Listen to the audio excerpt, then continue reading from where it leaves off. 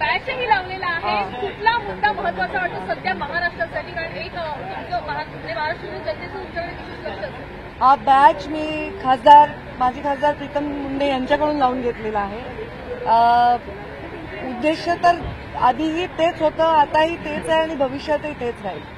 अत्यंत वंचित पीडितांचा शोषितांचा आवाज बनण्यासाठी आणि निर्भीडपणे त्यांच्यासाठी भूमिका देण्यासाठी राजकारणात मुंडे साहेबांनी मला आणलेलं आहे.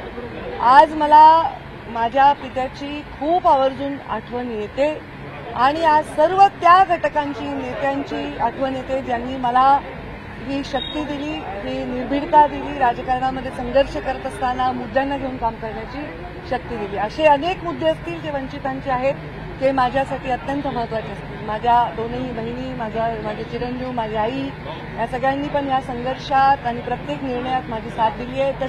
त्याहूनही अधिक त्या सर्व कार्यकर्त्यांनी साथ दिलेली आहे आणि त्यांचे आशीर्वाद आणि त्यांचं निस्वार्थ प्रेम मला कधीही जनतेच्याच हिताचे निर्णय घेण्यासाठी भाग पडेल. ताई, आमदारकीची शपथ घेतली.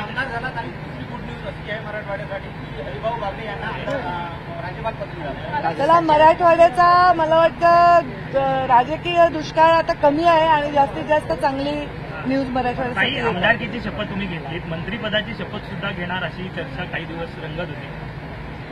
या राज्यात जे निर्णय होत असतात त्या सगळ्या निर्णयामध्ये ही चर्चा राहतच असते की या नेत्यांचा समावेश आहे. तशीच माझी ही चर्चा आहे. आता जे निर्णय होतील ते पाहू. मी पण पाहीन तुमच्यासोबत. मला आता तर त्याबद्दल काही नाही. एकूणच या पूर्ण निवडणुकीमध्ये महायुतीचं एकीचं बळ बघायला मिळालं होतं. याच्या नंतरच्या निवडणुका देखील महायुती एकत्र येईल का? आणि अजितदादांनी बोलताना असं स्पष्ट केलंय की जेव्हा महायुतीमध्ये यायचं होतं तेव्हा 10 बैठका पार पडल्या होत्या. ती गोष्ट कितपत ठरली?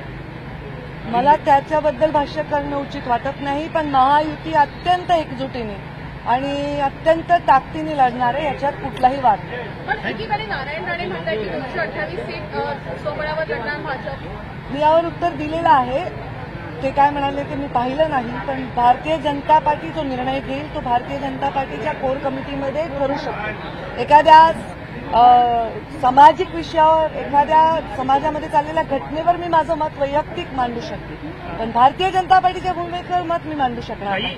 ते मत जेव्हा तयार होईल, कोर कमिटीमध्ये ठरेल, तेव्हा ते मत मांडलं जाईल. ताई, तुम्ही आमदारकीची शपथ घेतली आहे. महाराष्ट्रातली सध्याची स्थिती जर पाहिली तर दोन समाज जे आहेत ते एकमेकांच्या विरोधात उभे ठाकलेले पाहायला मिळतात. एकीकडे ओबीसी समाज, दुसरीकडे मराठा समाज. एक आमदार म्हणून आता तुम्ही काय नेमकी भूमिका बजावणार आहात, काय सांगता? मी आमदार तर आहे, पण मी एक नेता आहे आणि नेता म्हणून नेत्याची भूमिका हीच असली पाहिजे की दोन्ही समाज हे एकमेकांच्या समोर न उभे राहता एकमेकांच्या बरोबर उभे राहिले पाहिजे.